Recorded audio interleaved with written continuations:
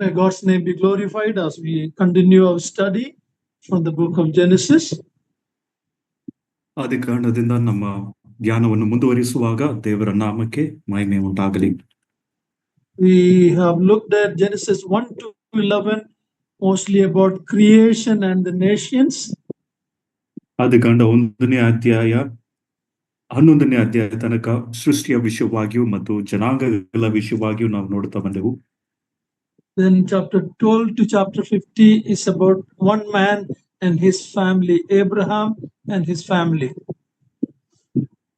12ನೇ ಅಧ್ಯಾಯದಿಂದ 50ನೇ ಅಧ್ಯಾಯ ತನಕ ಒಬ್ಬ ಮನುಷ್ಯನು ಅಬ್ರಹಾಮನು ಮತ್ತು ಅವನ ಕುಟುಂಬದವರ ಕುರಿತಾಗಿ ನಾವು ನೋಡುತ್ತಾ ಬಂದೆವು. Abraham, Isaac and Jacob, the three main patriarchs. Abraham, Isaac ಮತ್ತು ಯಾಕೋಬರು ಮುಖ್ಯವಾದ ಮೂಲ ಪಿತೃಗಳು. Then we saw the life of Joseph. We are continuing our study of Joseph. His story will continue till the end of the book. ನಾವು ಈಗ ಯೋಸೇಫನ ಕುರಿತಾಗಿ, ಯೋಸೇಫನ ಜೀವನದ ಕುರಿತಾಗಿ ಧ್ಯಾನ ಮಾಡುತ್ತಾ ಬರುತ್ತಿದ್ದೇವೆ. ಈ ಪುಸ್ತಕದ ಕೊನೆವರೆಗೂ ಅವನ ಜೀವನದ ಕುರಿತಾಗಿ ನಾವು ನೋಡ್ಲಿಕ್ಕಿದ್ದೇವೆ. Even though Bible doesn't say that he is a type of Jesus Christ, there is more than 100 similarities between Joseph and our Lord Jesus Christ.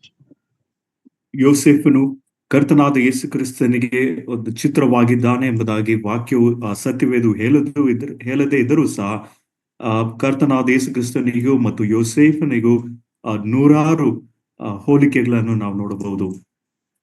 And God appeared to Abraham, Isaac and Jacob. ದೇವರು ಅಬ್ರಹಾಮನಿಗೂ, ಇಸಾಕನಿಗೂ, ಯಾಕೋಬನಿಗೂ ಕಾಣಿಸಿಕೊಂಡನು. But we don't read that about Joseph. ಆದ್ರೆ ಯೋಸೇಫನಿಗೆ ಕಾಣಿಸಿಕೊಂಡನು ಎಂಬುದಾಗಿ ವಾಕ್ಯದಲ್ಲಿ ನೋಡುವುದಿಲ್ಲ. But we read that God was with Joseph. ಆದ್ರೆ ದೇವರು ಯೆಹೋವನು ಯೋಸೇಫನ ಸಂಗಡ ಇದ್ದನು ಎಂಬುದಾಗಿ ವಾಕ್ಯದಲ್ಲಿ ನಾವು ನೋಡಬಹುದು. And we saw the brothers coming first time, second time, and Joseph dealing harshly with them, all for the purpose of testing. ಯೋಸೇಫನ ಅಣ್ಣಂದಿರು ಮೊದಲನೇ ಬಾರಿ, ಎರಡನೇ ಬಾರಿ ಅವನ ಬಳಿಗೆ ಬರುವುದನ್ನು ನಾವು ನೋಡುತ್ತೇವೆ. ಈಗ ಯೋಸೇಫನು ಅವನನ್ನು ಕಠಿಣವಾದ ಪರೀಕ್ಷೆಯಿಂದ ಅವರನ್ನು ಪರೀಕ್ಷಿಸುತ್ತಾನೆ. And we finished chapter 44 last week. ಕಳೆದ ವಾರ 44ನೇ ಅಧ್ಯಾಯದಲ್ಲಿ ನಾವು ಮುಗಿಸಿದೆವು. We saw the same Judah who was the plan or the idea. His idea was to sell Joseph to the Midianites or the Ishmaelites as a slave to Egypt. ಯಹೂದನ ಒಂದು ಆಲೋಚನೆ ಯೋಸೇಫನನ್ನು ಮಿದ್ಯಾನ್ಯರಿಗೂ ಅಥವಾ ಇಷ್ಮಾಲರಿಗೂ ಅವರ ಮೂಲಕ ಐಗುಪ್ತಕ್ಕೆ ದಾಸನಾಗಿ ಮಾರಿಬಿಡಬೇಕೆಂಬುದಾಗಿ ಅವನ ಆಲೋಚನೆಯಾಗಿತ್ತು. But in 44 we saw the same Judah became a surety for his younger brother Benjamin and his love for his father. ಆದರೆ 44ನೇ ಅಧ್ಯಾಯಕ್ಕೆ ಬರುವಾಗ ಯಹೂದನು ತನ್ನ ತಮ್ಮನಾದ ಬೆನ್ಯಾಮಿನನಿಗೆ ಹೊಣೆ ಆದನು ಮತ್ತು ತನ್ನ ತಂದೆಯ ಮೇಲನ ಇರುವ ಪ್ರೀತಿಯನ್ನು ಸಹ ಯೂದನಲ್ಲಿ ಕಾಣಬಹುದು. When Judah came forward to say, please take me as a slave, let Benjamin go, otherwise my father will die. When that word came from Judah, Joseph was convinced that his people have changed. ಯಹೂದನ ಬಾಯಿಂದ ನನ್ನ ತಮ್ಮನನ್ನು ಕಳುಹಿಸಿಬಿಡು, ನಾನು ದಾಸನಾಗಿರುತ್ತೇನೆ ಎಂಬುದಾಗಿ ಹೇಳಿದಾಗ ಈ ಮಾತು ಯೋಸೇಫನಿಗೆ ಮನವರಿಕೆ ಉಂಟಾಯಿತು, ನನ್ನ ಅಣ್ಣಂದಿರು ಅವರು ಬದಲಾಗಿದ್ದಾರೆ ಎಂಬುದಾಗಿ. Now there is some principles about forgiveness in the Bible, especially in the New Testament.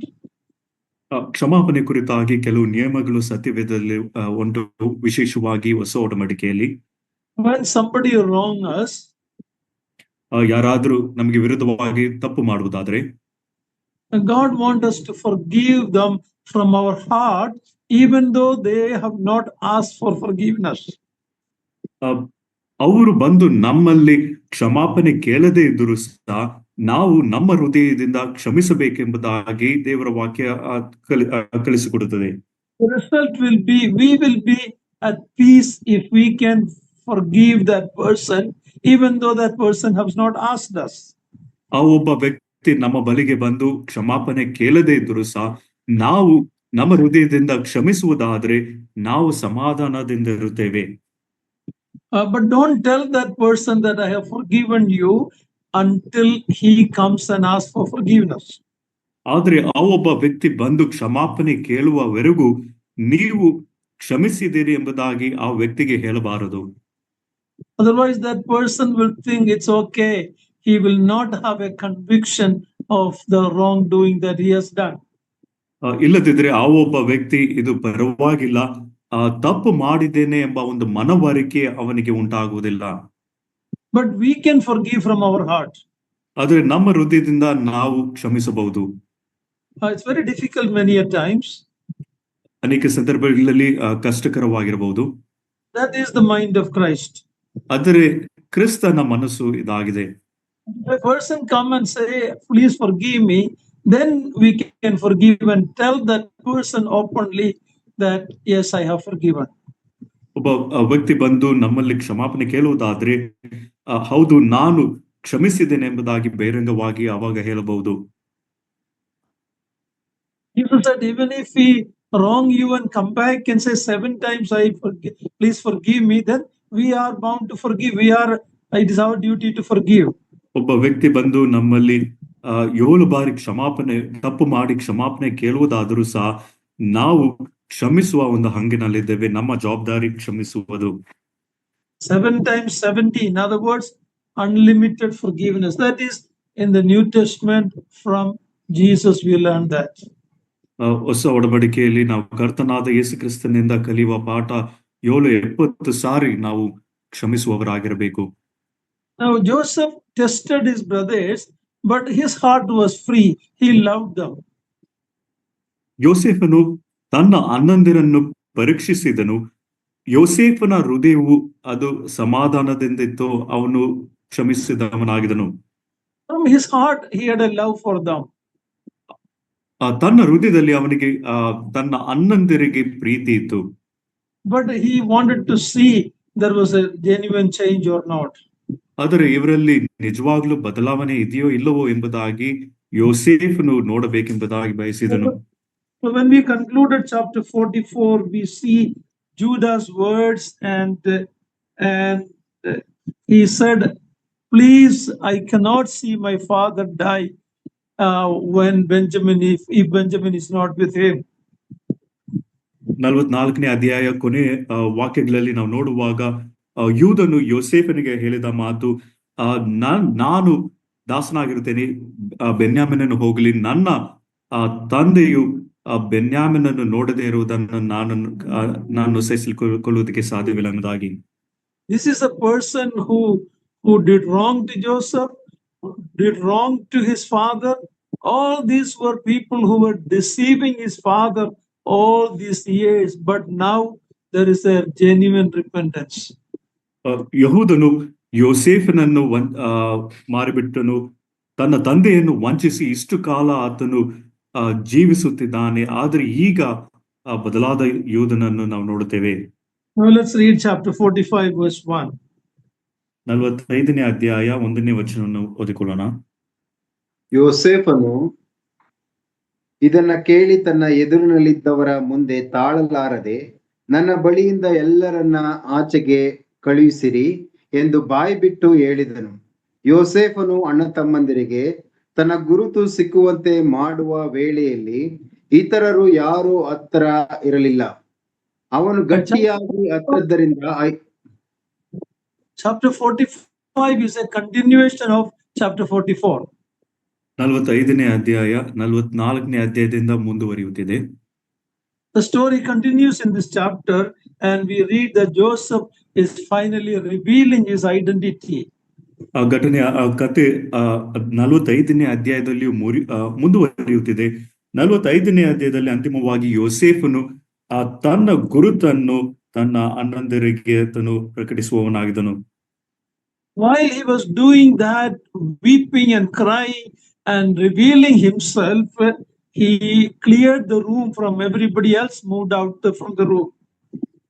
ಯೋಸೇಫನು ಇಲ್ಲಿ ತನ್ನ ಗುರುತನ್ನು ತನ್ನ ಅಣ್ಣಂದರಿಗೆ ಪ್ರಕಟಿಸುವಾಗ ತನ್ನ ಕೋಣೆಯಲ್ಲಿದ್ದ ಉಳಿದವರನ್ನೆಲ್ಲ ಹೊರಗೆ ಕಳುಹಿಸಿದನು. This is a family affair. ಕುಟುಂಬದ ವ್ಯವಹಾರ ಇದಾಗಿದೆ.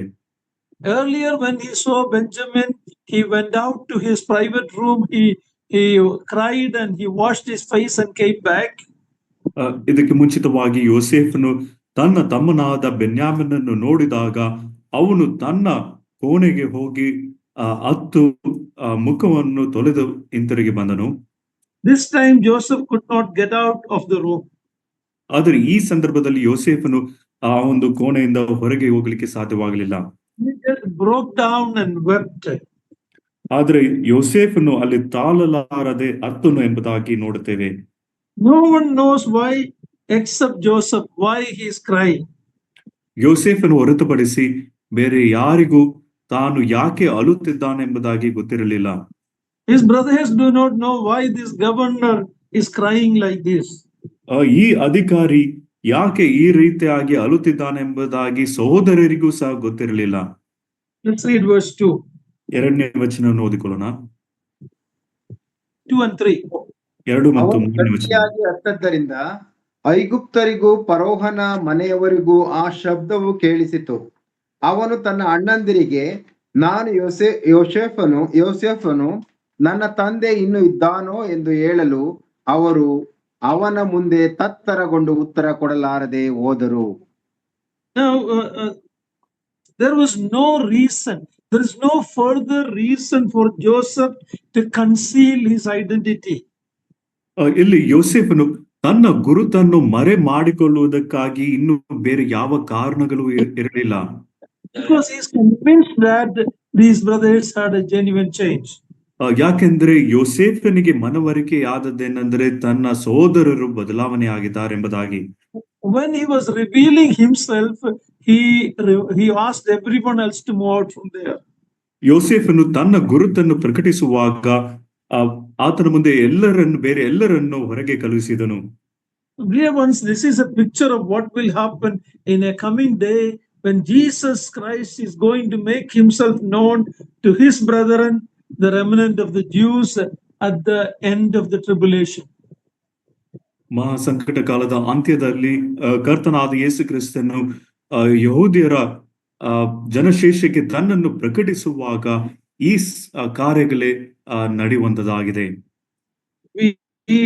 We know that he came to his own, but his own did not receive him the first time. ಮೊದಲನೇ ಬಾರಿ ಕರ್ತನಾದ ಯೇಸು ಕ್ರಿಸ್ತನು ತನ್ನ ಸ್ವಾಸ್ಥ್ಯಕ್ಕೆ ಬಂದನು, ಆದರೆ ಸ್ವಂತ ಜನರು ಆತನನ್ನು ಸ್ವೀಕರಿಸಿಕೊಳ್ಳಲಿಲ್ಲ. That in John's Gospel, chapter 1, verse 11. ಯೋಹಾನನ್ ಬರೆದ ಸುವಾರ್ತೆ 1ನೇ ಅಧ್ಯಾಯ 11ನೇ ವಚನದಲ್ಲಿ ಓದುತ್ತೇವೆ. Actually, they delivered him to be crucified. They delivered them to the Romans. ಆದ್ರೆ ಯಹೂದ್ಯರು ಕರ್ತನಾದ ಯೇಸು ಕ್ರಿಸ್ತನನ್ನು ರೋಮಾದವರಿಗೆ ಒಪ್ಪಿಸಿಕೊಟ್ಟು ಶಿಲುಬೆಗೆ ಹಾಕಿಸಿರಿ ಎಂಬುದಾಗಿ ಹೇಳಿದನು. He said, let his blood be on us and our children. ಈ ಒಂದು ಅಪರಾಧವು ನಮ್ಮ ಮೇಲೆಯೂ ನಮ್ಮ ಮಕ್ಕಳ ಮೇಲೆಯೂ ಬರಲಿ ಎಂಬುದಾಗಿ ಹೇಳಿದರು. But when he comes the second time, ಕರ್ತನಾದ ಯೇಸು ಕ್ರಿಸ್ತನು ಎರಡನೇ ಬಾರಿ ಬರುವಾಗ he will make himself known to his people first, to the Jewish people. ಮೊದಲು ತನ್ನ ಜನರು ಯಹೂದ್ಯರಿಗೆ ತನ್ನನ್ನು ಪ್ರಕಟಿಸಿಕೊಳ್ಳುವನು. In the book of Zechariah, chapter 13, verse 1, we read, then a fountain will be opened for the inhabitants of Jerusalem. Maybe you can read that. Zechariah chapter 13, verse 1. ಜಕರೀಯನ ಪುಸ್ತಕ 13ನೇ ಅಧ್ಯಾಯ 1ನೇ ವಚನವನ್ನು ಓದಿಕೊಳ್ಳೋಣ.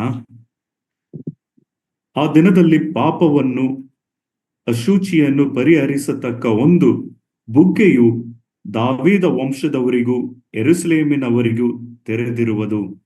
It will be a family affair between the Lord and his brethren, the Jewish remnant.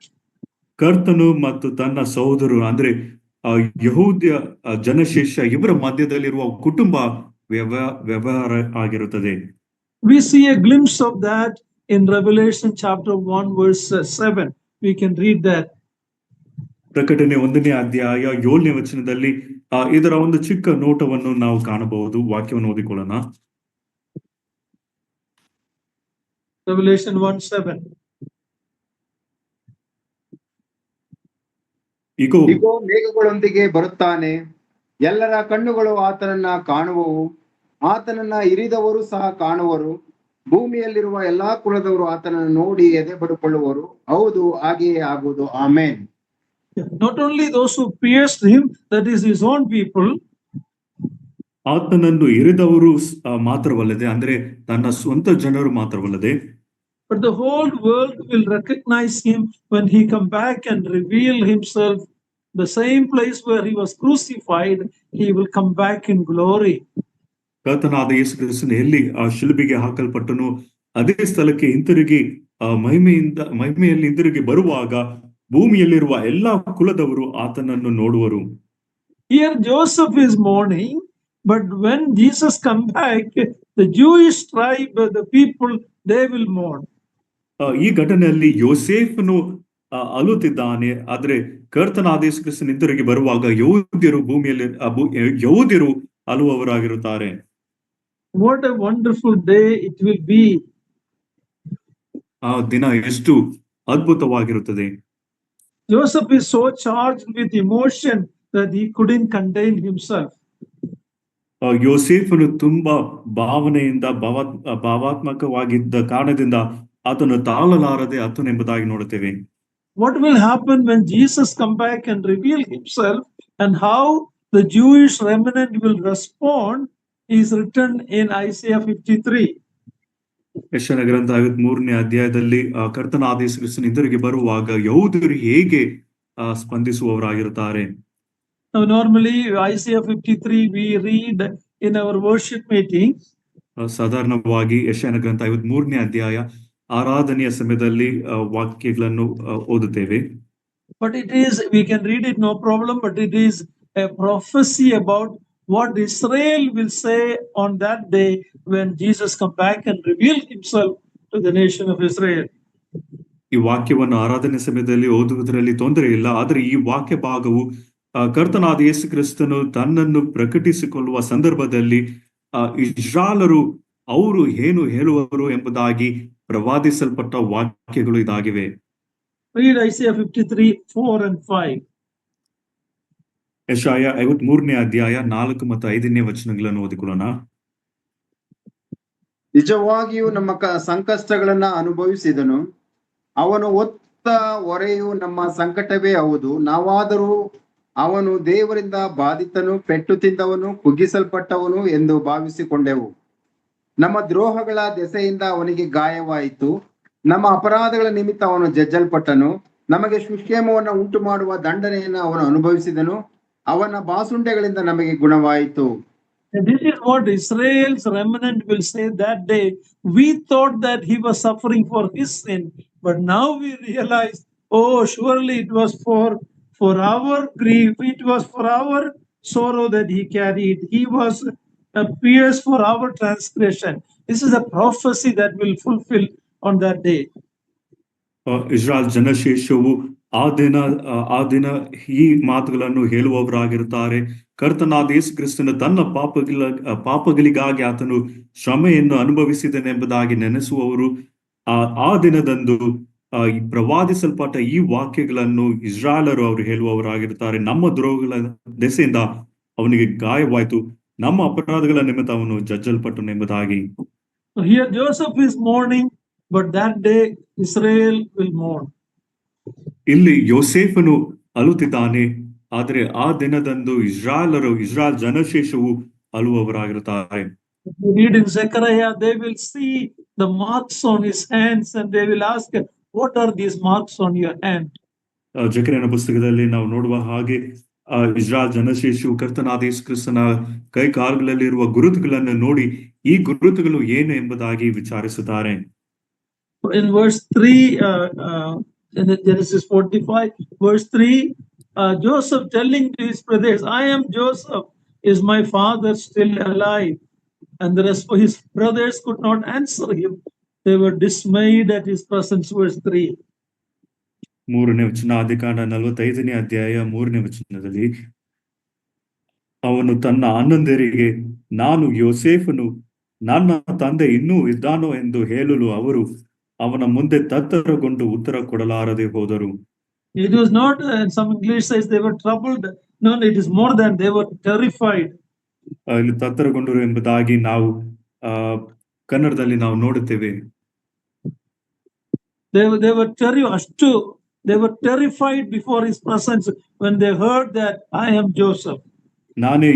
ನಾನು ಯೋಸೇಫ್ ಎಂಬುದಾಗಿ ಅಣ್ಣಂದಿರೆಲ್ಲರೂ ಕೇಳಿದಾಗ ಅವರೆಲ್ಲರೂ ಭಯಭೀತರಾಗಿದ್ದರು. What feelings would have gone through their mind? How many years of cruelty, cover up, deception to the father, to the younger brother, and how they acted like honest men before Joseph. What all feelings would have gone through their mind? ಅವರಿಗೆ ತಮ್ಮ ಮನಸ್ಸಿನಲ್ಲಿ ಎಂತ ಆಲೋಚನೆಗಳು, ಭಾವನೆಗಳು ಉಂಟಾಗಿರಬಹುದು. ಇಷ್ಟು ವರ್ಷಗಳ ಕಾಲ ತನ್ನ ತಂದೆಯನ್ನು ವಂಚಿಸಿ ಈ ವಿಷಯಗಳನ್ನೆಲ್ಲ ಮರೆ ಮಾಡಿಕೊಂಡು ತನ್ನ ತಮ್ಮನನ್ನು ವಂಚಿಸಿ ಅವರು ಜೀವಿಸುತ್ತಿದ್ರು. ಈ ಆಲೋಚನೆಗಳೆಲ್ಲ ಏನೇನು ಆಲೋಚನೆಗಳು ಅವರ ಮನಸ್ಸಿಗೆ ಬಂದಿರಬಹುದು.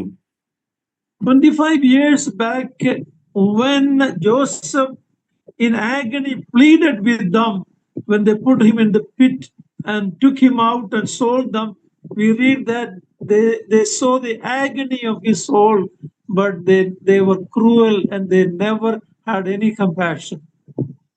25 ವರ್ಷಗಳ ಹಿಂದೆ ಯೋಸೇಫನು ಹಳ್ಳದಲ್ಲಿದ್ದು ಆತನು ತನ್ನ ಅಣ್ಣಂದಿರಿಗೆ ಬೇಡಿಕೊಂಡರೂ ಸಹ ಈ ಅಣ್ಣಂದಿರು ಯಾವ ಒಂದು ಕರುಣೆಯನ್ನು ತೋರಿಸದೆ ಅವನನ್ನು ಮಾರಿಬಿಟ್ಟರು, ಕ್ರೂರರಾಗಿ ವರ್ತಿಸಿಕೊಂಡರು ಎಂಬುದಾಗಿ ನಾವು ನೋಡುತ್ತೇವೆ. Now these brothers are terrified. Most likely they are thinking that Joseph will take a revenge now. ಈಗ ಅಣ್ಣಂದಿರೆಲ್ಲರೂ ಅವರು ತತ್ತರಗೊಂಡರು. ಅವರ ನೆನೆಸುವುದೇನೆಂದರೆ ಯೋಸೇಫನು ಈಗ ನಮಗೆ ಮುಯಿ ತೀರಿಸುವನು ಎಂಬುದಾಗಿ. They are shocked and frightened to speak. ಅಲ್ಲಿ ತತ್ತರಗೊಂಡು ಉತ್ತರ ಕೊಡಲಾರದೆ ಹೋದರು ಎಂಬುದಾಗಿ ನೋಡುತ್ತೇವೆ. Let's read verse 4. 4ನೇ ವಚನವನ್ನು ಓದಿಕೊಳ್ಳೋಣ. ಯೋಸೇಫನು ನನ್ನ ಹತ್ತಿರಕ್ಕೆ ಬನ್ನಿರಿ ಎಂದು ತನ್ನ ಅಣ್ಣಂದಿರಿಗೆ ಹೇಳಲು ಅವರು ಹತ್ತಿರಕ್ಕೆ ಬಂದರು. ಅವನು ಅವರಿಗೆ, ಐಗುಪ್ತ ದೇಶಕ್ಕೆ ಸೇರುವಂತೆ ನೀವು ಮಾರಿಬಿಟ್ಟ ನಿಮ್ಮ ತಮ್ಮನಾದ ಯೋಸೇಫನೇ ನಾನು. I am your brother. Here is a dramatic moment. ನಾನೇ ನಿಮ್ಮ ಸಹೋದರನು ಎಂಬುದಾಗಿ ಇಲ್ಲಿ ನಾವು ಒಂದು ಘಟನೆಯನ್ನು ನಾವು ನೋಡ್ತೇವೆ. We had to again remind them that I am Joseph. ನಾನೇ ಯೋಸೇಫನ್ ಎಂಬುದಾಗಿ ಮತ್ತೆ ಅವರಿಗೆ ಜ್ಞಾಪಕ ಪಡಿಸಬೇಕಾಯಿತು. Joseph's reaction is not as they expected or as they deserve. ಯೋಸೇಫನು ಪ್ರತಿಕ್ರಿಯಿಸಿದ್ದು ಅಥವಾ ಸ್ಪಂದಿಸಿದ್ದು ಅವರು ಅಣ್ಣಂದಿರು ಎದುರು ನೋಡಿದ ಹಾಗೆ ಇರಲಿಲ್ಲ. Or as they deserved, they should have been punished. ಇಲ್ಲ, ಅವರ ಒಂದು ಅರ್ಹತೆಗೆ ತಕ್ಕ ಹಾಗೆ ಇರಲಿಲ್ಲ, ಅವರಿಗೆ ಶಿಕ್ಷೆ ಕೊಡಬೇಕಾಯಿತು. He is not angry as they thought. He does not seek revenge. ಅವರು ನೆನೆಸಿದ ಹಾಗೆ ಯೋಸೇಫನು ಕೋಪಗೊಂಡಲಿಲ್ಲ ಮತ್ತು ಯೋಸೇಫನು ಮುಯಿ ತೀರಿಸುವುದಕ್ಕೂ ಸಹ ಆತನು ಅವಕಾಶ ಹುಡುಕಲಿಲ್ಲ. That would have been the normal human reaction. ಸ್ವಾಭಾವಿಕವಾಗಿ ಮನುಷ್ಯರ ಒಂದು ಸ್ಪಂದನೆ ಈ ರೀತಿ ಆಗಿರುತ್ತದೆ. Why he doesn't seek revenge? ಆದರೆ ಯಾಕೆ ಮುಯಿ ತೀರಿಸಬೇಕೆಂಬುದಾಗಿ ಹುಡುಕಲಿಲ್ಲ? Verse 5. 5ನೇ ವಚನ.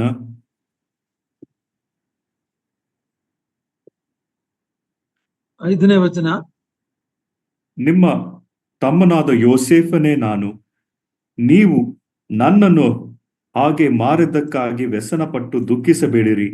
ಪ್ರಾಣ ಸಂರಕ್ಷಣೆಗಾಗಿ ದೇವರು ನನ್ನನ್ನು ನಿಮ್ಮ ಮುಂದೆ ಕಳುಹಿಸಿದನು. You see, the thing that Joseph could see in all of this was that God had permitted it. It was God who allowed it. ದೇವರು ತಾನೇ ಈ ವಿಷಯಗಳನ್ನೆಲ್ಲ ಅನುಮತಿಸಿದನೆಂಬುದಾಗಿ ಯೋಸೇಫನು ಎಲ್ಲಾ ವಿಷಯಗಳಲ್ಲಿ ಈ ಸಂಗತಿಯನ್ನು ನೋಡುವವನಾಗಿದನು. Wherever Joseph had an opportunity to talk about God, he did that, whether it was in Potiphar's house or in the jail or to Pharaoh or wherever, he always mentioned about God. He knew that God's hand was behind all this. Nothing was accidental. ಎಲ್ಲಾ ವಿಷಯಗಳ ಹಿಂದೆ ದೇವರ ಹಸ್ತವು ಇದೆ ಎಂಬುದಾಗಿ ಯೋಸೇಫನು ಗುರುತಿಸಿದನು. ಯೋಸೇಫನಿಗೆ ತನಗೆ ಯಾವ ಸ್ಥಳಗಳಲ್ಲಿ ಅವಕಾಶ ಸಿಕ್ಕಿತು ಆ ಸ್ಥಳಗಳಲ್ಲಿ ಕರ್ತನಾದ ಯೆಹೋವನ ಕುರಿತಾಗಿ ಆತನು ಮಾತನಾಡುವವನಾಗಿದ್ದನು. ಪೋಟಿಫರ ಮನೆಯಲ್ಲಿಯೂ ಸೆರೆಮನೆಯಲ್ಲಿಯೂ ಫರೋಹನ ಮುಂದೆಯೂ ಸಹ ದೇವರ ಕುರಿತಾಗಿ ಮಾತನಾಡಿದನು. Joseph has suffered all of that, but he knew that it was all for a purpose and God's hand is moving in his life. ಯೋಸೇಫನು ಎಲ್ಲಾ ವಿಷಯಗಳಲ್ಲಿ ಶ್ರಮೆಯನ್ನು ಅನುಭವಿಸಿದನು, ಆದರೆ ದೇವರಿಗೆ ಒಂದು ಉದ್ದೇಶ ಉಂಟು, ದೇವರ ಹಸ್ತವು ಇದೆ ಎಂಬುದಾಗಿ ಯೋಸೇಫನು ಅರ್ಥ ಮಾಡಿಕೊಂಡನು. This is the only way you and I can avoid revenging those who wrong us, if we can see God's hand behind everything. But often it's very difficult. I know I find it difficult sometimes to forgive people when we know that they have wronged. ನಮಗೆ ತಪ್ಪು ಮಾಡುವವರ ವಿಷಯವಾಗಿ ನಾವು ಕ್ಷಮಿಸುವುದಕ್ಕೆ ಕಷ್ಟಕರವಾಗಿರಬಹುದು, ಆದರೆ ದೇವರು ಎಲ್ಲಾ ವಿಷಯಗಳ ಹಿಂದೆ ದೇವರ ಹಸ್ತವು ಇದೆ ಎಂಬುದಾಗಿ ನಾವು ಗುರುತಿಸುವುದಾದರೆ ನಾವು ಕ್ಷಮಿಸಿಬಿಡುವುದಕ್ಕೆ ಸಾಧ್ಯವಾಗುತ್ತದೆ. You and I could see the hand of God. If we can see the hand of God in our lives, in every event, every circumstances, then we will have the same attitude as Joseph had. ಪ್ರತಿಯೊಂದು ಘಟನೆಯಲ್ಲಿಯೂ ಪ್ರತಿಯೊಂದು ಸಂದರ್ಭದಲ್ಲಿಯೂ ದೇವರ ಹಸ್ತ ಇದೆ ಎಂಬುದಾಗಿ ನಾವು ಗುರುತಿಸುವುದಾದ್ರೆ ಯೋಸೇಫನ ಹಾಗೆ ನಮ್ಮ ಒಂದು ಮನಸ್ಥಿತಿಯು ಇರುತ್ತದೆ.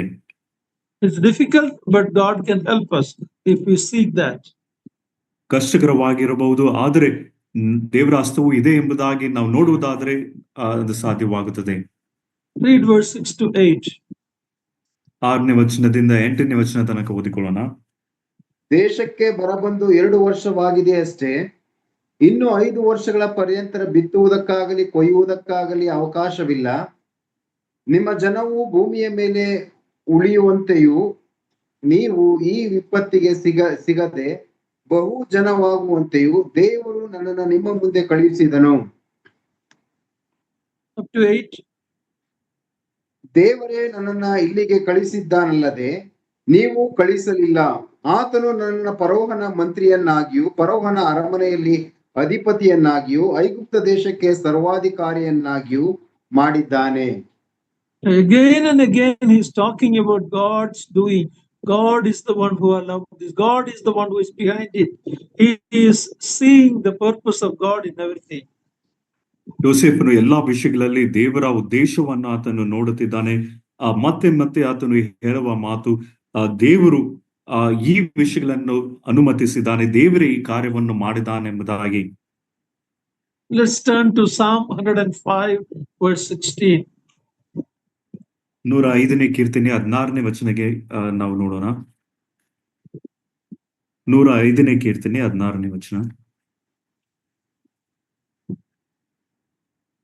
ಅನಂತರ ಆತನು ದೇಶದಲ್ಲಿ ಕ್ಷಾಮವನ್ನ ಬರಮಾಡಿ ಆಹಾರವೆಂಬ ಉರುಗೋಲನ್ನ ಮುರಿದು ಬಿಟ್ಟನು. Sunday Godri brothers, a few more verses up to verse read verse 18, 17 and 18. ಆತನು ಅವರ ಮುಂದಾಗಿ ಒಬ್ಬನನ್ನ ಕಳುಹಿಸಿದನು. ದಾಸತ್ವಕ್ಕೆ ಮಾರಲ್ಪಟ್ಟ ಯೋಸೇಫನೇ ಅವನು. ಅವನ ಕಾಲುಗಳು ಕೊಳದಲ್ಲಿ ನೊಂದವು, ಕಬ್ಬಿಣದ ಬೇಡಿಗಳಿಂದ ಅವನು ಬಂಧಿತನಾದನು. 19 brother. No, up to 18. Okay. So the famine was the work of God, allowed by God. ಬರವು ಅದು ದೇವರಿಂದ ಬಂದದಾಗಿತ್ತು. He sent a man sending before them. ಆತನು ಅವರ ಮುಂದಾಗಿ ಒಬ್ಬನನ್ನು ಕಳಿಸಿದನು. Joseph in slavery was God's plan. ದಾಸತ್ವದಲ್ಲಿದ್ದ ಯೋಸೇಫನು ಅದು ದೇವರ ಒಂದು ಉದ್ದೇಶವಾಗಿತ್ತು. Verse 18 says his affliction, his feet was in fetters, in iron he was laid. All that was God's perfect plan. ಅವನ ಕಾಲುಗಳು ಕೋಳದಲ್ಲಿ ನೊಂದವು, ಕಬ್ಬಿಣದ ಬೇಡಿಗಳಿಂದ ಅವನು ಬಂಧಿತನಾದನು.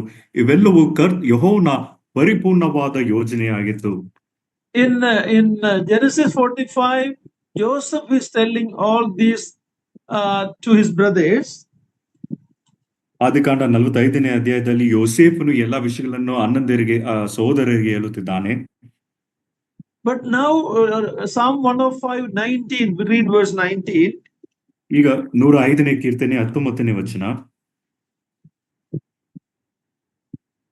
ಅವನು ತನ್ನ ಮಾತು ನೆರವೇರುವ ತನಕ ಯೆಹೋವನ ವಾಕ್ಯದಿಂದ ಶೋಧಿತನಾದನು. Yeah, here Joseph was testing his brothers, but God was testing Joseph back when he was in slavery and in prison. ಇಲ್ಲಿ ಯೋಸೇಫನು ತನ್ನ ಅಣ್ಣಂದಿರನ್ನು ಪರೀಕ್ಷಿಸುತ್ತಿದ್ದಾನೆ. ಆದ್ರೆ ಯೋಸೇಫನು ಆತನು ದಾಸತ್ವದಲ್ಲಿಯೂ ಸೆರೆಮನೆಯಲ್ಲಿ ಇದ್ದಾಗ ಯೆಹೋವನು ಯೋಸೇಫನನ್ನು ಪರೀಕ್ಷಿಸಿದನು. Joseph underwent the testing. ಯೋಸೇಫನು ಸಹ ಪರೀಕ್ಷೆಗೆ ಒಳಗಾದನು. Oh, how our Lord Jesus Christ was tested 40 days in the wilderness. He was tested. ನಮ್ಮ ಕರ್ತನಾದ ಯೇಸು ಕ್ರಿಸ್ತನು ಸಹ ಅಡವಿಯಲ್ಲಿ 40 ದಿನ ಆತನು ಪರೀಕ್ಷಿಸಲ್ಪಟ್ಟನು, ಶೋಧಿಸಲ್ಪಟ್ಟನು. He was tested to prove that he is perfect, that he qualified to be our savior. ಆತನು ಪರಿಪೂರ್ಣನು, ನಮ್ಮ ರಕ್ಷಕನಾಗಿರುವುದಕ್ಕೆ ಅರ್ಹನು ಎಂಬುದಾಗಿ ಸಾಬೀತುಪಡಿಸುವುದಕ್ಕಾಗಿ ಪರೀಕ್ಷಿಸಲ್ಪಟ್ಟನು. So Psalm 105, 20 and 21 also. 105ನೇ ಕೀರ್ತನೆ 20 ಮತ್ತು 21ನೇ ವಚನ. ಅರಸನು ಅಪ್ಪಣೆ ಮಾಡಿ ಅವನನ್ನು ತಪ್ಪಿಸಿದನು, ಜನಪತಿಯು ಅವನನ್ನು ಬಿಡಿಸಿದನು. ಅವನನ್ನು ತನ್ನ ಮನೆಗೆ ಯಜಮಾನನನ್ನಾಗಿಯೂ ತನ್ನ ಆಸ್ತಿಗಳ ಅಧಿಕಾರಿಯನ್ನಾಗಿಯೂ ಮಾಡಿದನು. So God's hand behind the famine. ಬರದ ಹಿಂದೆ ದೇವರ ಹಸ್ತವೂ ಇತ್ತು. Joseph sending beforehand to Egypt, God's leading. ಆತನು ಅವರ ಮುಂದಾಗಿ ಯೋಸೇಫನನ್ನು ಕಳಿಸಿದನು, ದೇವರ ಮಾರ್ಗದರ್ಶನ. His suffering was in God's plan. ಆತನು ಶ್ರಮೆಯನ್ನು ಅನುಭವಿಸುವುದು ಸಹ ದೇವರ ಯೋಜನೆಯಲ್ಲಿ ಇತ್ತು. And he releasing Joseph from the prison by Pharaoh, God's plan. ಫರೋವನ ಮೂಲಕ ಸೆರೆಮನೆಯಿಂದ ಬಿಡಿಸುವ ಕಾರ್ಯವು ಸಹ ಯೆಹೋವನ ಒಂದು ಹಸ್ತದ ಮೂಲಕ ನಡೆಯಿತು. Making him ruler of Egypt, God's plan. ಐಗುಪ್ತ ದೇಶದ ಸರ್ವಾಧಿಕಾರನಾಗಿ ಮಾಡಿದ್ದು ಸಹ ದೇವರ ಯೆಹೋವನ ಯೋಜನೆಯಾಗಿತ್ತು. Every step Joseph could sense God's hand. That's why he had no plan for revenge. ಪ್ರತಿಯೊಂದು ಹೆಜ್ಜೆಯಲ್ಲಿಯೂ ದೇವರ ಹಸ್ತವನ್ನು ಯೋಸೇಫನು ನೋಡಿದನು. ಈ ಕಾರಣದಿಂದ ಯೋಸೇಫನು ಮುಯಿ ತೀರಿಸಲಿಲ್ಲ. So now in verse 8 he's telling how much more the famine will be there. 8ನೇ ವಚನದಲ್ಲಿ ಇನ್ನು ಮುಂದೆ ಆ ಬರವು ಇನ್ನು ಎಷ್ಟು ಘೋರವಾಗಿರುತ್ತದೆ ಎಂಬುದಾಗಿ ಯೋಸೇಫನು ಹೇಳುತ್ತಿದ್ದಾನೆ. And Joseph was 17 when he was brought to Egypt. ಯೋಸೇಫನು ಐಗುಪ್ತ ದೇಶಕ್ಕೆ ತರಲ್ಪಟ್ಟಾಗ 17 ವರ್ಷದವನಾಗಿದ್ದನು. Another 13 years was a time of testing and suffering. 13 ವರ್ಷಗಳ ಕಾಲ ಅವನಿಗೆ ಪರೀಕ್ಷೆ ಮತ್ತು ಶ್ರಮೆಯ ಕಾಲವಾಗಿತ್ತು. He was 30 years old when he stood before Pharaoh. ಫರೋಹನ ಮುಂದೆ ನಿಂತಾಗ 30 ವರ್ಷ ಪ್ರಾಯದವನಾಗಿದ್ದನು. 7 years of plenty is gone. 7 ವರ್ಷಗಳ ಸಮೃದ್ಧಿ ಕಾಲ ಮುಗಿತು. Now 2 years of famine is going to end. ಈಗ 2 ವರ್ಷಗಳ ಬರವು ಮುಗಿತಾ ಬರುತ್ತಿದೆ. There's 5 more years of famine. ಇನ್ನು 5 ವರ್ಷಗಳ ಕಾಲ ಬರ ಇರುತ್ತದೆ. So Joseph is probably about 39 years now. ಈಗ ಯೋಸೇಫನು 39 ವರ್ಷದವನಾಗಿರಬಹುದು. Living in Egypt for 22 years. ಐಗುಪ್ತ ದೇಶದಲ್ಲಿ 22 ವರ್ಷಗಳ ಕಾಲ ಜೀವಿಸಿದನು. He lived away from his family for 22 years. 22 ವರ್ಷಗಳ ಕಾಲ ತನ್ನ ಕುಟುಂಬದಿಂದ ದೂರವಾಗಿ ಜೀವಿಸಿದನು. But in all of this, every circumstance in his life, he saw the hand of Almighty Sovereign God. ಎಲ್ಲ ಪರಿಸ್ಥಿತಿಗಳಲ್ಲಿಯೂ ಸರ್ವಶಕ್ತನಾದ ಸಾರ್ವಭೌಮನಾದ ದೇವರ ಹಸ್ತವನ್ನು ಯೋಸೇಫನು ನೋಡಿದನು. If only I and you can see that when we go through difficulties and God's hand, our attitude will also change. ನಾವು ಸಹ ಕರ್ತನಾದ ದೇವರ ಯೆಹೋವನ ಹಸ್ತವಿದೆ ಎಂಬುದಾಗಿ ನಾವು ನೋಡುವುದಾದ್ರೆ ನಮ್ಮ ಒಂದು ಮನಸ್ಥಿತಿಯು ಸಹ ಅದು ಬೇರೆ ಆಗಿರುತ್ತದೆ. Read verse 9 to 11, chapter 45, 9 to 11. 45ನೇ ಅಧ್ಯಾಯ 9ನೇ ವಚನದಿಂದ 11ನೇ ವಚನ ತನಕ. ನೀವು ಬೇಗ ನನ್ನ ತಂದೆಯ ಬಳಿಗೆ ಹೋಗಿ ಅವನಿಗೆ, ನಿನ್ನ ಮಗನಾದ ಯೋಸೇಫನು ಈಗನ್ನುತ್ತಾನೆ, ದೇವರು ನನ್ನನ್ನು ಐಗುಪ್ತ ದೇಶಕ್ಕೆ ಸರ್ವಾಧಿಕಾರಿಯನ್ನಾಗಿ ನೇಮಿಸಿದ್ದಾನೆ. ನೀನು ತಡಮಾಡದೆ ನನ್ನ ಬಳಿಗೆ ಬಾ.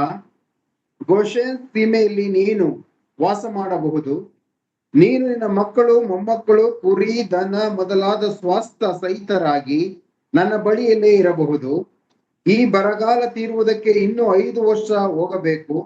ಆದುದರಿಂದ ನಿನಗೂ ನಿನ್ನ ಮನೆಯವರಿಗೂ ನಿನಗಿರುವ ಎಲ್ಲವುಗಳಿಗೂ ಬಡತನ ಉಂಟಾಗದಂತೆ ಇಲ್ಲಿ ನಿನ್ನನ್ನ ಪೋಷಿಸುವೆನೆಂದು ಹೇಳುತ್ತಾನೆಂಬುದಾಗಿ ತಿಳಿಸಿರಿ. Yeah, in this famine, if Jacob and family remain in Canaan, they probably will not have survived. ಈ ಬರ ಸಮಯದಲ್ಲಿ ಯಾಕೋಬನು ಮತ್ತು ಅವನ ಕುಟುಂಬದವರು ಕಾನಾನ್ ದೇಶದಲ್ಲಿ ಉಳಿಯುವುದಾದರೆ ಅವರು ಜೀವದಿಂದ ಇರಲಿಕ್ಕೆ ಸಾಧ್ಯವಿಲ್ಲ. So Joseph wanted to bring them down to the land of Goshen, which is the best part of Egypt. ಯೋಸೇಫನು ಯಾಕೋಬ ಮತ್ತು ಅವನ ಕುಟುಂಬದವರನ್ನು ಗೋಷೇನ್ ಸೀಮೆಯಲ್ಲಿ ತಂದು ವಾಸ ಮಾಡಬೇಕೆಂಬುದಾಗಿ ಬಯಸಿದನು. ಉತ್ತಮವಾದ ಒಂದು ಸ್ಥಳವಾಗಿತ್ತು. He wanted them to be near to him. ಅವರೆಲ್ಲರೂ ತನ್ನ ಹತ್ತಿರ ಇರಬೇಕೆಂಬುದಾಗಿ ಯೋಸೇಫನು ಬಯಸಿದನು. I will nourish thee. ನಾನೇ ನಿಮ್ಮನ್ನು ಪೋಷಿಸುವೆನು ಎಂಬುದಾಗಿ ಹೇಳಿದನು. What a picture of our Lord Jesus Christ. ಕರ್ತನಾದ ಯೇಸು ಕ್ರಿಸ್ತನ ಒಂದು ಎಂತ ಚಿತ್ರವನ್ನು ನೋಡಿರಿ. In Psalm 22, he is the good shepherd who gave his life for us. ಕೀರ್ತನೆ 22ರಲ್ಲಿ ನಮಗಾಗಿ ಪ್ರಾಣ ಕೊಟ್ಟ ಒಳ್ಳೆ ಕುರುಬನು ಆತನು. In chapter 2, in Psalm 23, he is the great shepherd. The Lord is my shepherd, I shall not want.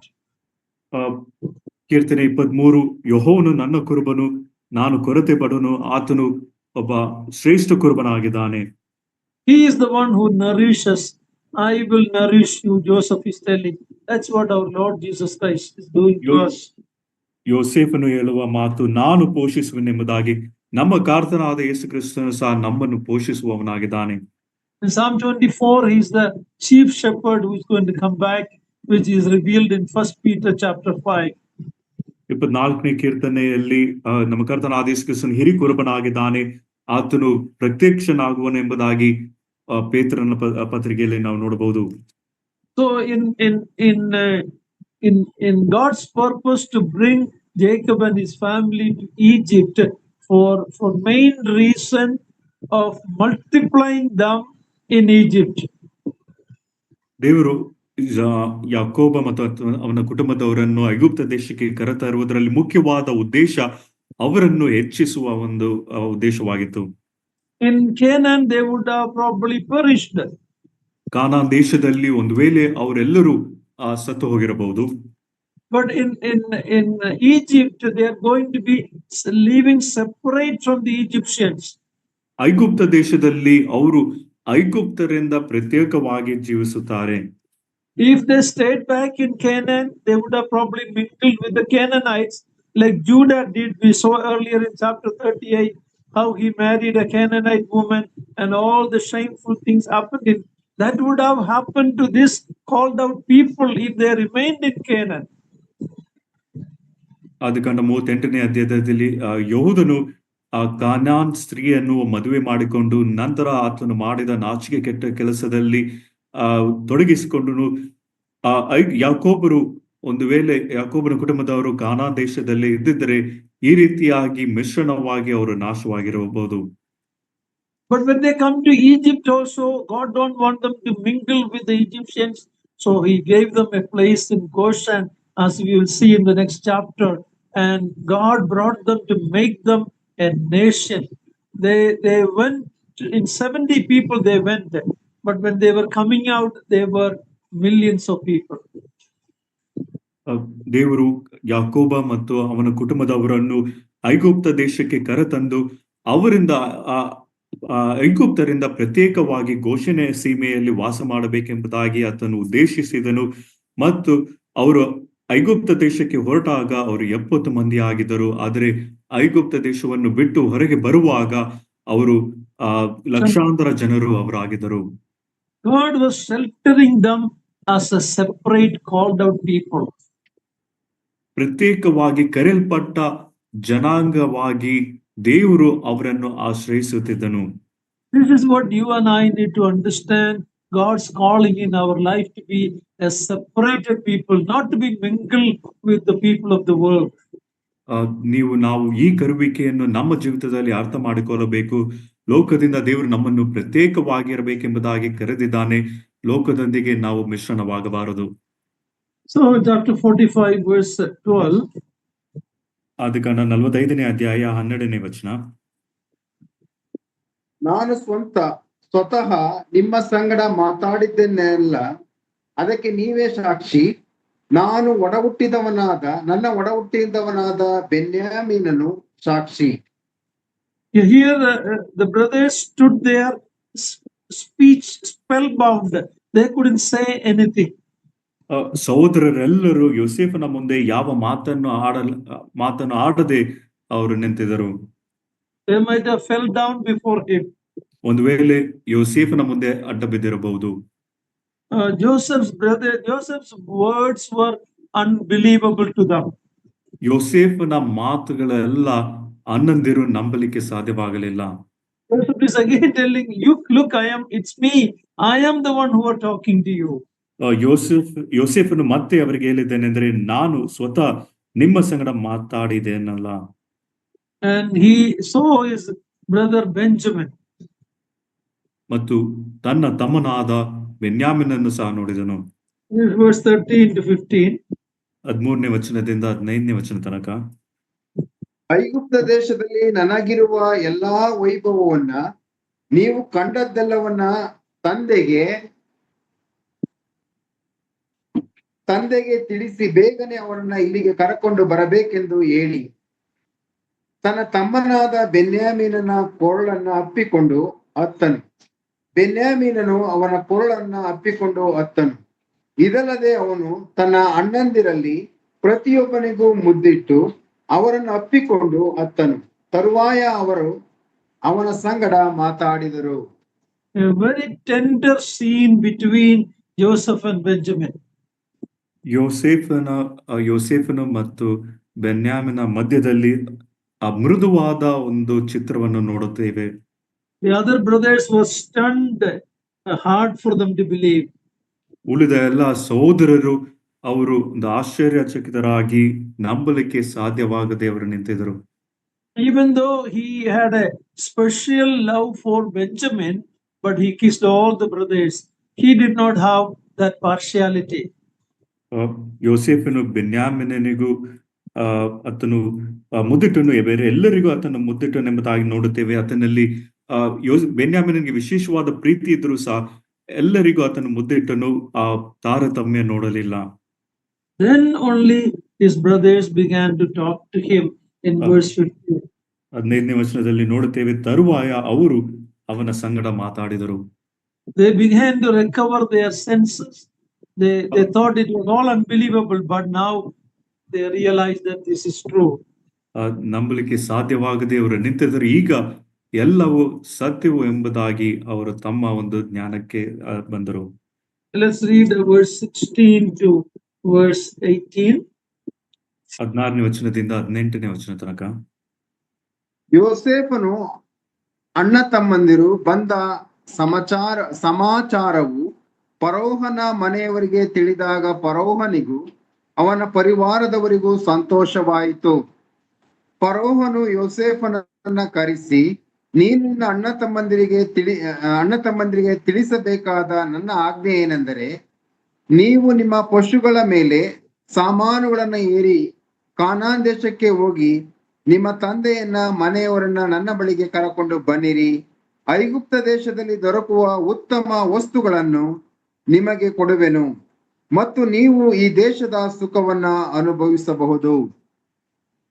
All the noise and the crying that was happening in Joseph's house spread, and it spread even to Pharaoh's house, Pharaoh's palace. ಯೋಸೇಫನ ಮನೆಯಲ್ಲಿ ನಡೆಯುತ್ತಿದ್ದ ಗೋಳಾಟವು ಮತ್ತು ಅಳುವಿಕೆಯು ಐಗುಪ್ತರಿಗೂ ಮತ್ತು ಫರೋಹನ ಮನೆಯವರಿಗೂ ಮುಟ್ಟಿತು ಎಂಬುದಾಗಿ ನೋಡುತ್ತೇವೆ. Pharaoh want to know what's going on. ಅಲ್ಲಿ ನಡೆಯುತ್ತಿರುವ ವಿಷಯ ಏನೆಂಬುದಾಗಿ ಫರೋಹನು ತಿಳ್ಕೊಳ್ಳಬೇಕೆಂಬುದಾಗಿ ಇದನ್ನು You might have called the servants, asked what's happening in Joseph's house. ಸೇವಕರನ್ನು ಕರೆದು ಯೋಸೇಫನ ಮನೆಯಲ್ಲಿ ನಡೀತಿರುವುದು ಏನು ಎಂಬುದಾಗಿ ವಿಚಾರಿಸಿರಬಹುದು. They might have told those 11 men who came from Canaan, they are Joseph's own brothers. ಕಾನಾನ್ ದೇಶದಿಂದ ಬಂದ 11 ಮನುಷ್ಯರು ಅವರೆಲ್ಲರೂ ಯೋಸೇಫನ ಸಹೋದರರು ಎಂಬುದಾಗಿ ಹೇಳಿರಬಹುದು. You read that it delighted Pharaoh. ಫರೋವನ್ನು ಸಂತೋಷಿಸಿದನೆಂಬುದಾಗಿ ವಾಕ್ಯದಲ್ಲಿ ನೋಡುತ್ತೇವೆ. This is not like the Pharaoh later we will see in the book of Exodus that enslaved the Egyptians. ನಂತರ The Jews. ನಂತರ ವಿಮೋಚನ ಕಾಂಡದಲ್ಲಿ ಬೇರೆ ಒಬ್ಬ ಫರೋವನ್ನು ನೋಡುತ್ತೇವೆ. ಅವನು ಇಸ್ರಾಯೇಲರೆಲ್ಲ ಆತನು ಗುಲಾಮರಾಗಿ ನಡೆಸಿದನು. But this Pharaoh was delighted. He knew because they also survived because of Joseph. ಆದ್ರೆ ಈ ಫರೋವನ್ನು ಆತನು ಸಂತೋಷಿಸಿದನು, ಕಾರಣ ಯೋಸೇಫನ ನಿಮಿತ್ತ ಅವರೆಲ್ಲರೂ ಈ ಬರದಿಂದ ಅವರು ಸಂರಕ್ಷಿಸಲ್ಪಟ್ಟರು. Earlier we looked at the history of this Pharaoh. He was not an Egyptian, actually Hyksos king, and that Pharaoh was closer in relation to Joseph and his family.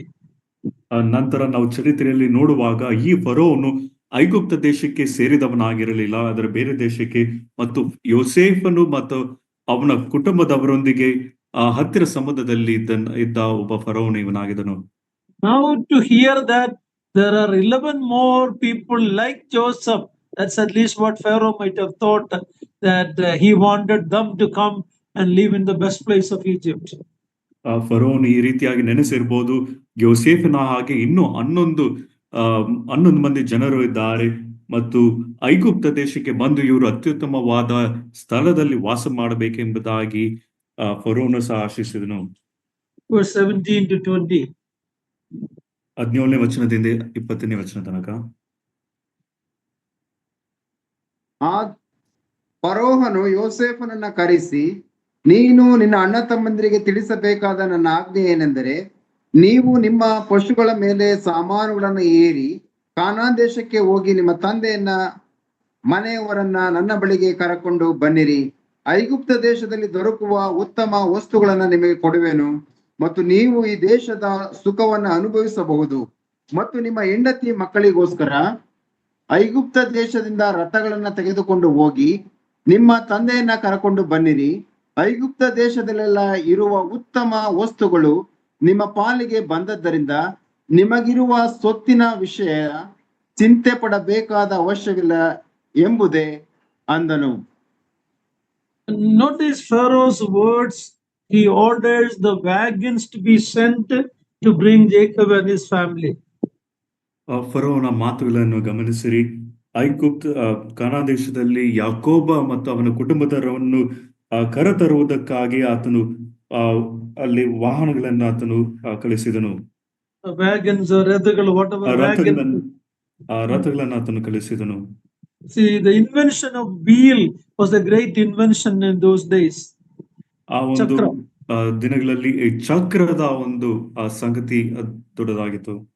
That was the fastest travel. ಅದು ವೇಗವಾಗಿ ಪ್ರಯಾಣ ಮಾಡುವ ಒಂದು ಮಾರ್ಗವಾಗಿತ್ತು. Probably in Canaan they were only still using donkeys or camel or something like that, but here they are using wagons, wheel. ಇಲ್ಲಿ ಐಗುಪ್ತ ದೇಶದಲ್ಲಿ ಅವರ ಚಕ್ರ ಅಥವಾ ರಥಗಳನ್ನು ಅವರು ಉಪಯೋಗಿಸುತ್ತಿದ್ದಾರೆ. ಒಂದು ವೇಳೆ ಕಾನಾನ್ ದೇಶದಲ್ಲಿ ಅವರಿನ್ನೂ ಕತ್ತೆಯ ಮೇಲೆ ಆಗಲಿ ಅಥವಾ ಒಂಟೆಗಳ ಮೇಲೆ ಆಗಲಿ ಅವರು ಪ್ರಯಾಣ ಮಾಡುತ್ತಿದ್ದಿರಬಹುದು. Egyptians were more advanced. Their medical science was advanced, and their pyramid making, their travel, everything. They were one of the advanced empire in those days. ಆ ದಿನಗಳಲ್ಲಿ ಐಗುಪ್ತ ದೇಶವು ಒಂದು ಆಧುನಿಕವಾದ ಅಭಿವೃದ್ಧಿ ಹೊಂದಿದ ಒಂದು ರಾಜ್ಯವಾಗಿತ್ತು. ವೈದ್ಯಕೀಯ ವಿಷಯದಲ್ಲಿಯೂ ಈ ಪಿರಮಿಡ್ ಮತ್ತು ಪ್ರಯಾಣದ ವಿಷಯದಲ್ಲಿಯೂ ಆಧುನಿಕವನ್ನು ಪಡೆದವರಾಗಿದ್ದರು. Pharaoh is ready to send his own wagons and telling them, don't bring anything extra. We will furnish everything for you. ಫರೋವನ್ನು ರಥಗಳನ್ನು ಕಳುಹಿಸುವುದಕ್ಕೆ ಸಿದ್ಧನಾಗಿದ್ದನು. ಹೆಚ್ಚು ಯಾವುದನ್ನು ತರಬೇಡಿರಿ, ನಾವೇ ಇಲ್ಲೇ ನಿಮಗೆ ಕೊಡುತ್ತೇವೆ ಎಂಬುದಾಗಿ ಆತನು ಹೇಳುತ್ತಿದ್ದಾನೆ. 20 says, do not concern yourself with your goods. 20ನೇ ವಚನದಲ್ಲಿ ನಿಮಗಿರೋ ಸ್ವತ್ತಿನ ವಿಷಯ ಚಿಂತೆ ಪಡಬೇಕಾದ ಅವಶ್ಯವಿಲ್ಲ ಎಂಬುದಾಗಿ ಹೇಳಿದನು. Isn't that not God's word to us? Do not worry about your things. Often we are so worried about the things of the world, our possessions and everything. But our Joseph, our Lord is telling you, cast all your cares upon me, for I careth for you. ನಿಮ್ಮ ಚಿಂತೆ ಎಲ್ಲ ನನ್ನ ಮೇಲೆ ಹಾಕಿರಿ, ನಾನು ನಿಮಗಾಗಿ ಚಿಂತಿಸುತ್ತೇನೆ ಎಂಬುದಾಗಿ ವಾಕ್ಯ ಉಂಟು. ನಮ್ಮ ಯೋಸೇಫನು ಕರ್ತನಾದ ಯೇಸು ಕ್ರಿಸ್ತನು ಸಹ ನಮಗೆ ಹೇಳುವಂತದ್ದಾಗಿದ್ದೇನೆ. ಆದರೆ ನಾವು ಅನೇಕ ಸಂದರ್ಭಗಳಲ್ಲಿ ಲೋಕದ ವಿಷಯಗಳಲ್ಲಿ ಮತ್ತು ನಮ್ಮ ಒಂದು ಆಸ್ತಿಪಾಸ್ತಿಯ ವಿಷಯಗಳಲ್ಲಿ ನಾವು ಚಿಂತಿಸುವವರಾಗಿದ್ದೇವೆ. The Lord Jesus said, look at the birds of the sky, how and the flowers of the field, how your Father provides for that and beautifies that. Oh, you have little faith, why do you doubt? Why do you worry?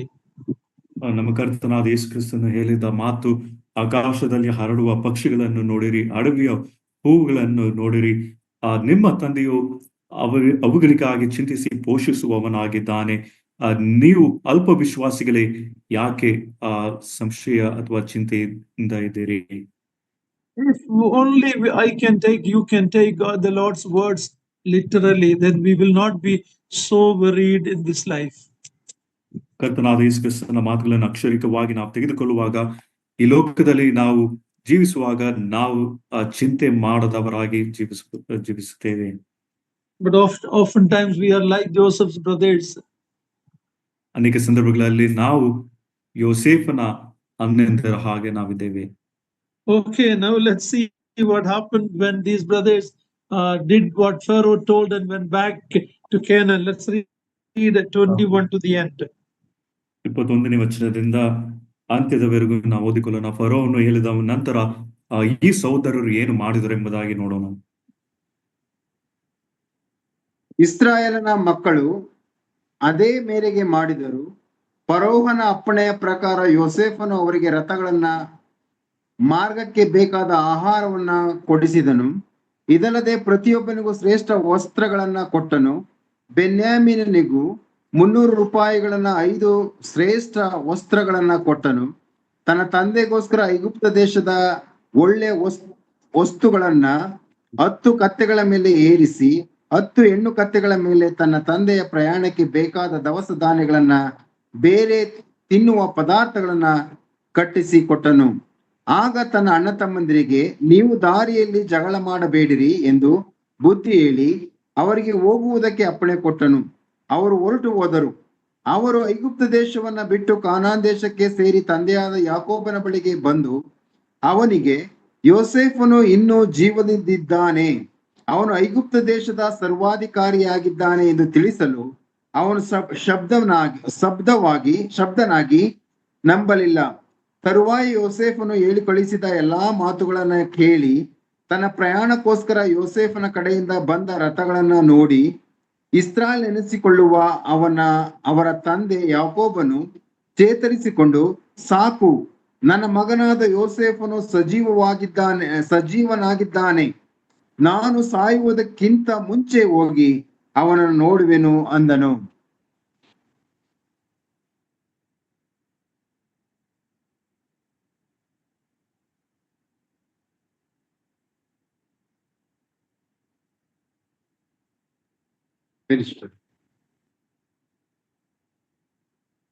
Here we see Joseph sending these brothers to Jacob in Canaan.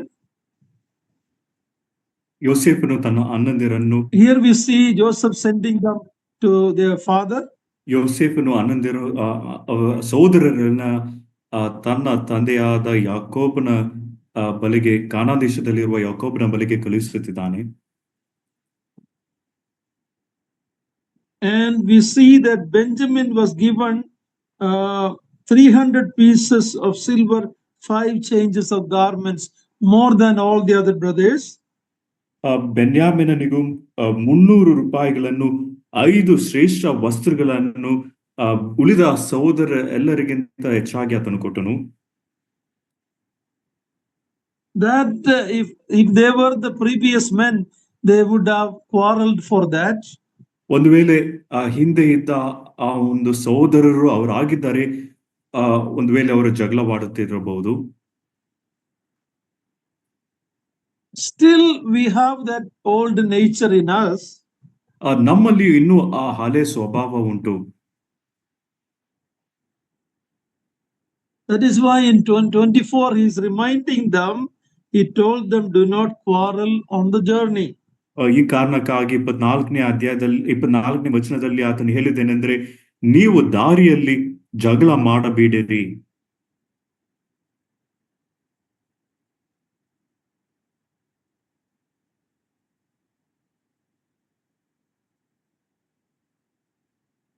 That is a verse that applies to each one of us. We are traveling through here, going to our homeland. We should not quarrel one with another. ನಾವು ನಮ್ಮ ಮನೆಗೆ ನಾವು ಪ್ರಯಾಣ ಮಾಡಿ ಹೋಗುತ್ತಿದ್ದೇವೆ. ಈ ಲೋಕದಲ್ಲಿರುವಾಗ ನಮ್ಮ ಸಹೋದರರ ಮಧ್ಯದಲ್ಲಿ ನಾವು ಜಗಳ ಮಾಡಬಾರದು.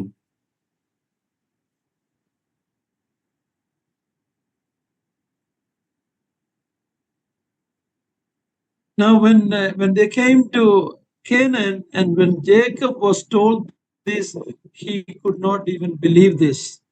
ಈ ಸಹೋದರರೆಲ್ಲರೂ ಕಾನಾನ್ ದೇಶಕ್ಕೆ ಬಂದು ಈ ಮಾತುಗಳನ್ನೆಲ್ಲ ಯಾಕೋಬನಿಗೆ ತಿಳಿಸಿದಾಗ ಯಾಕೋಬನು ನಂಬಲಿಕ್ಕೆ ಅದು ಸಾಧ್ಯವಾಗಲಿಲ್ಲ.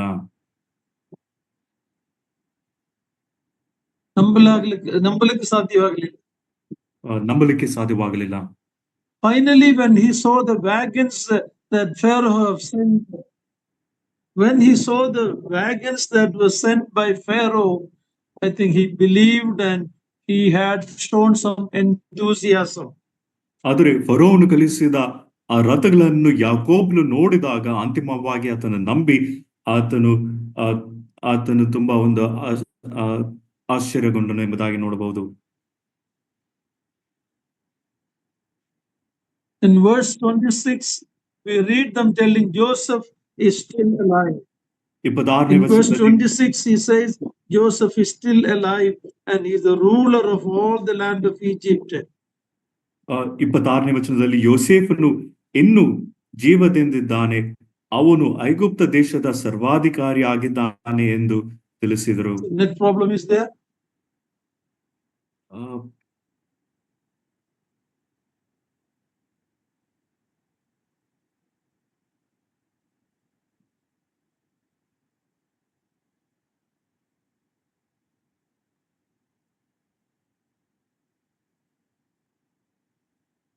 Hello. Jacob has not seen Joseph yet. ಯಾಕೋಬನು ಯೋಸೇಫನನ್ನು ಇನ್ನೂ ನೋಡಲಿಲ್ಲ.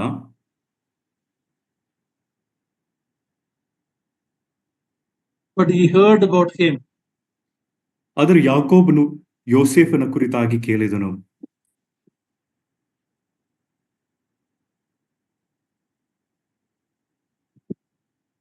Yes, there is some net problem.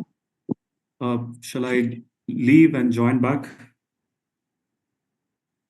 Yeah, quickly.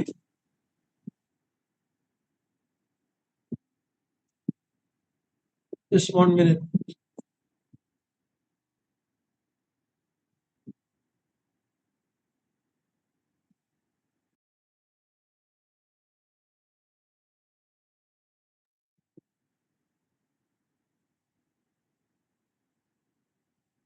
Yes, sir. Yeah, are you back? Yes. Okay. Jacob has not seen Joseph yet, but he heard that he is alive. ಯಾಕೋಬನು ಯೋಸೇಫನನ್ನು ಇನ್ನೂ ನೋಡಲಿಲ್ಲ, ಆದರೆ ಆತನು ಜೀವ ಸಹಿತವಾಗಿದ್ದಾನೆ ಎಂಬುದಾಗಿ ಕೇಳಿದನು.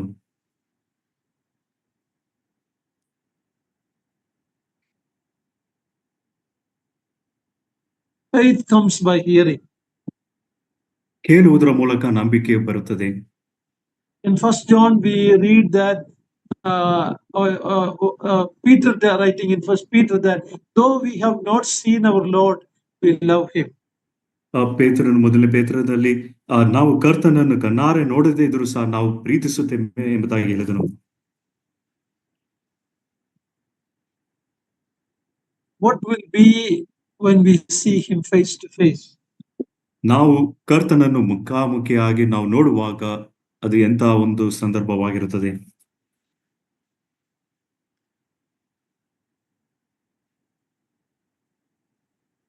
And finally, Jacob is telling, it is enough.